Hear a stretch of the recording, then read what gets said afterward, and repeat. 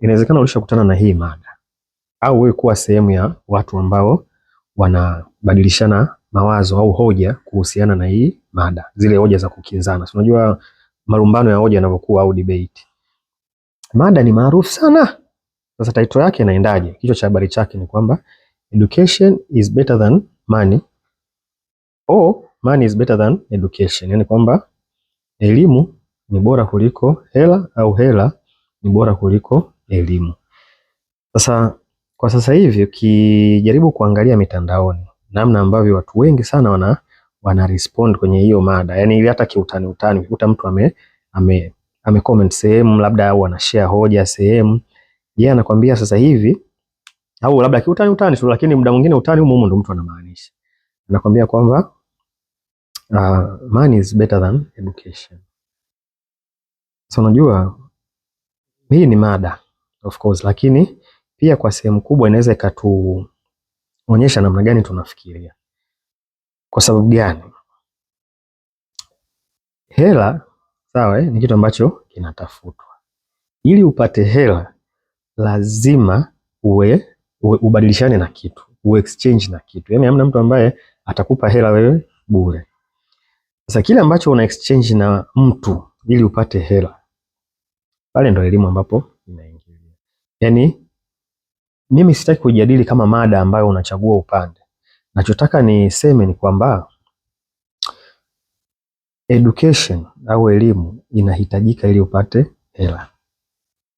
Ila ukisema kwamba tunamchukua mtoto mdogo tangu anazaliwa mpaka anakuwa mtu mzima, tusimfundishe chochote, kwa sababu elimu ni ujuzi ambao unaweza ukawa rasmi au sio rasmi, mtu anafundishwa. Sasa hiyo nimetaja tu maelezo mafupi, lakini ule ujuzi sasa au yale maarifa ndio yanaweza kumsaidia mtu kuja kupata hela na sio vinginevyo. Shida ni kwamba tukiongelea elimu, mtu moja kwa moja akili yake inaenda chuo kikuu, inaenda form 6, inaenda form 4, lakini elimu yenyewe kama elimu, hii ni elimu tu ambayo ililetwa. Yaani hii elimu ya ya darasani ililetwa na wakoloni, sisi tumepokea na sasa hivi tunaisoma. Lakini hata kabla ya wakoloni kuja, unajua wazee wetu sisi na wazazi wa babu wa mababu na mabibi walikuwa na mifumo yao ya kielimu ya kiasili. Ndio haya tunasikia jando, unyago, watu walikuwa wanafundishwa kama kawaida. Kwamba haiwezi kutokea hata siku moja kwenye maisha ya popote duniani kwamba elimu isihitajike. Sasa ni kitu ambacho kinaleta utata. Na ukisema hivyo ni kwa namna ambavyo mtu ameamua kuchagua au watu wengi tumeamua kuchagua. Ila kiukweli kabisa, ili upate chochote kwenye hii dunia ni lazima uwe na maarifa, ni lazima uwe na ujuzi. Sasa ule ujuzi, maarifa, unaweza ukawa unatolewa rasmi au sio rasmi. Ndio pale elimu inaweza kuna elimu, kuna aina tofauti ya elimu. Kuna formal education, ndio hii ya darasani sasa, rasmi. Kuna informal education, ndio elimu ambayo isiyo rasmi. Hii sasa wengine wanaita elimu dunia, elimu ambayo unaipata kulingana na uzoefu wa maisha. Yaani kwamba imetokea situation fulani kwenye maisha, kulingana na namna ambavyo wewe umeishi humu duniani, unajua moja kwa moja hapa kinahitajika kifanyike hiki. Kulingana na uzoefu wa mtu ambaye anaishi sokoni labda Kariakoo pale, anaelewa kwamba mteja anapatikana hivi. Hicho kitu huwezi ukasoma chuo wala ukasoma darasani. Iko kinasomeka kwenye mazingira halisi. Sasa pointi ya kwamba vile vitu havionekani kama elimu ni kwa sababu labda hatuelezani vya kutosha kwamba vile vitu ni elimu au sio elimu. Mtu anajua kuchonga vinyago, hajasomea chuo chochote, amejifunza tu kwa baba yake, kwa baba mdogo, kwa kaka. Ile ni elimu ambayo amepewa na baba yake. Sawa Kuna mtu mwingine ni dalali, anakuambia mimi sijasoma.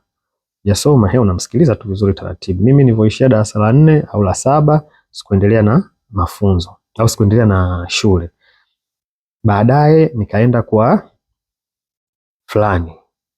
Huyu ndo akanifundisha kazi ya udalali. Sasa pale ni kwamba yeye sasa hivi ni dalali bora kwa sababu alienda kwa fulani. Yule fulani sasa alichompa huyu mtu ni ile elimu. Sema tu ni elimu katika mfumo ambao sio rasmi. Ila sasa ukimwambia hicho kitu, na pale tunarudi kwenye uelewa wa mtu. Anakuambia hapana, mimi sijasoma. Sasa wewe umesoma, sema umegraduate kwenye chuo cha mtaani au chuo cha maisha au elimu isiyo rasmi. Hicho wewe ndio ulipo graduate, na mtaani tukubaliane tu ukweli. Tukubaliane au tukubaliane kutokubaliana. Hauwezi ukatoboa kama una elimu. Na ukisema elimu, usifikirie akili yako moja kwa moja kwenye vyeti, hapana. Vyeti hivi ni elimu rasmi ambayo imeletwa, kama nilivyosema mwanzoni, imeletwa na wakoloni na imewekewa misingi fulani ya kufuata. Lakini mtaani unahitaji elimu, maarifa fulani, ujuzi fulani, namna fulani ambayo wewe utaenda.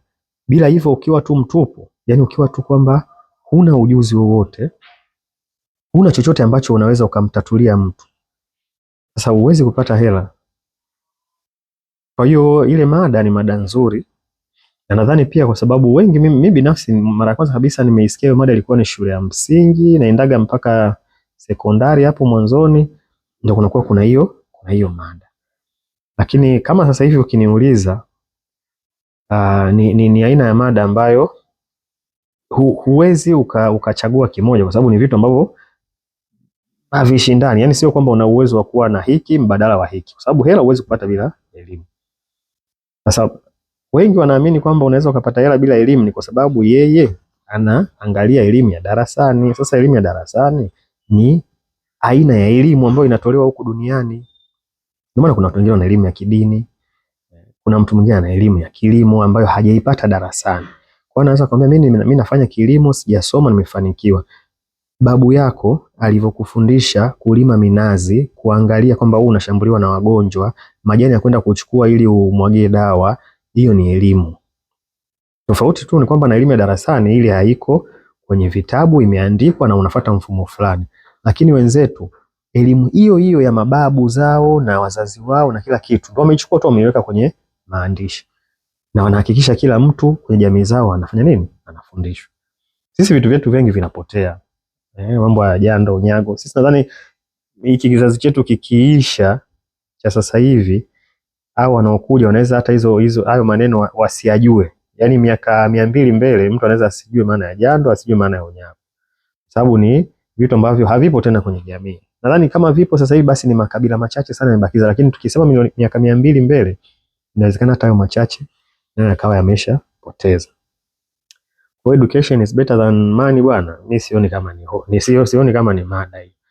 Sababu unajua ili upate hela, money, lazima uwe na education. Education can be informal or formal, lakini lazima uwe na elimu. Yani hakuna tu kwamba mtu amekaa tangu azaliwe hajafundishwa chochote. Kwanza hata kujifunza tu kuongea, si unafundishwa, ile ni elimu. Sema unaipata nyumbani, ile ni informal education. Labda mada iwe sasa formal au informal education, elimu rasmi au elimu isiyo rasmi, ipi ni bora?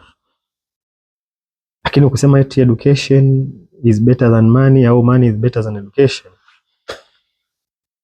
hii sio mada, kwa sababu hela utazipata wapi sasa? Utazipata kutoka mbinguni? Kwa sababu ili upate hela, kwa sababu hela yenyewe ni nini? Na maana hela iko tofauti, kila mtu anaelezea kivyake, lakini common nadhani hela anakuambia tu medium of exchange. Yani kitu ambacho kinatumika kwa ajili ya mabadilishano. Unajua mwanzo ilikuwa mtu anatoa ng'ombe, huyu anapewa mbuzi 4, huyu anatoa kuku, anapewa hiki. Lakini baadaye sasa huo mfumo akauondoa, akaanza na madini, silver, kidogo gold na vingine, mpaka ikafika kipindi sasa waitafute kitu ambacho kitatumika kwenye huo mbadilishano, yani kitakuwa kina thamani fulani. Wakipe thamani hiyo alafu kitumike.